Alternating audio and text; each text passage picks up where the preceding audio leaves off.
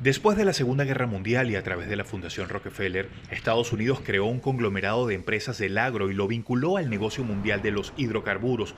La directora del blog Alimentos y Poder identifica ese como el punto desde el que los alimentos son usados como un instrumento de política exterior por parte de Occidente.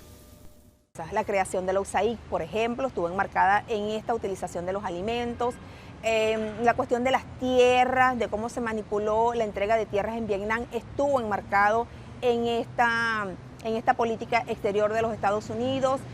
La política también contra Cuba, de la que se habla cuando se aprobó a nivel latinoamericano lo que fue las reformas agrarias, y el que no hiciera una reforma agraria no recibía financiamiento de los Estados Unidos. En ese entonces también estuvo en contra de esta política contra Cuba, que en ese caso es una revolución que nació de manos de los agricultores por el derecho a la tierra.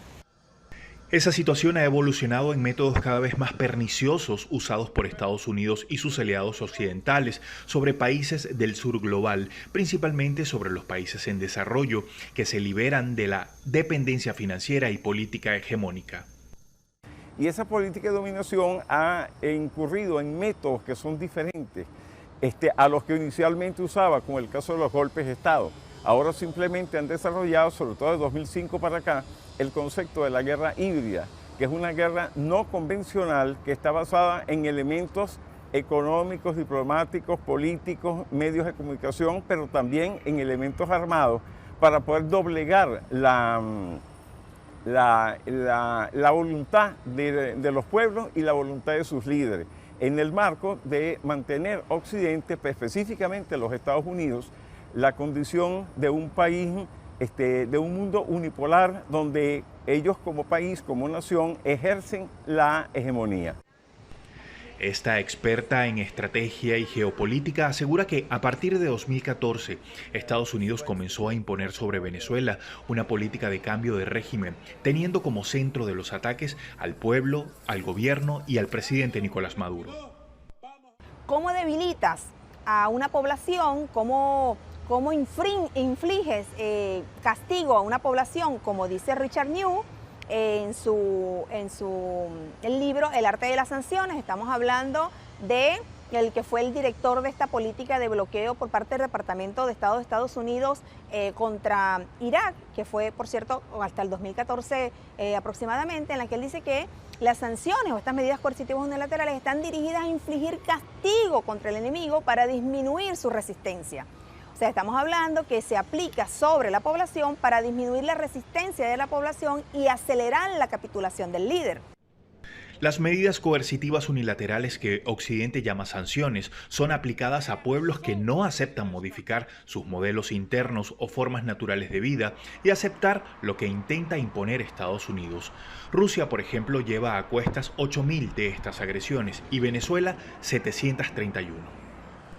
Entonces, definitivamente, el poder de esas sanciones, también, podemos decirlo así, se ha visto relativamente cuestionado, tanto en el caso de Rusia como en el caso de Venezuela, toda vez que en Venezuela ha permitido superar lo que fueron los efectos de la enfermedad holandesa, es decir, que el sector petróleo era lo único que funcionaba en el país para dar paso a una agricultura que había estado dormida por más de 100 años en nuestra geografía y que ahora representa un mecanismo de soberanía toda vez que hemos podido producir los alimentos que necesitamos para la población venezolana en un lapso muy corto, realmente desde 2016 hasta el presente. Los expertos coinciden en que estos ataques hegemónicos deben convertirse para Venezuela y otros países en situaciones similares en la oportunidad de acelerar el fin de la dependencia y la posición subordinada de sus sistemas de producción de alimentos al poder hegemónico mundial. Hoy Venezuela ha logrado producir la mayor cantidad de los alimentos que consume y la población se ha organizado en mecanismos de distribución. Los comités local de abastecimiento y producción, conocidos como los CLAP, son los más visibles.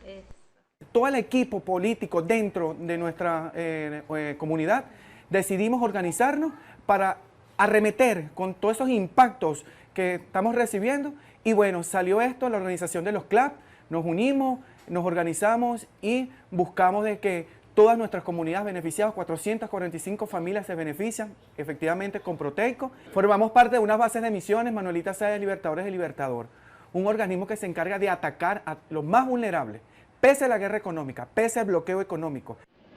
En 2015, Estados Unidos, a través del Comando Sur, puso en marcha la Operación Venezuela Freedom 2, que incluía en uno de sus puntos asfixiar económicamente al país, paralizarlo e impedir que las fuerzas revolucionarias se pudieran recomponer luego de la muerte del presidente Hugo Chávez.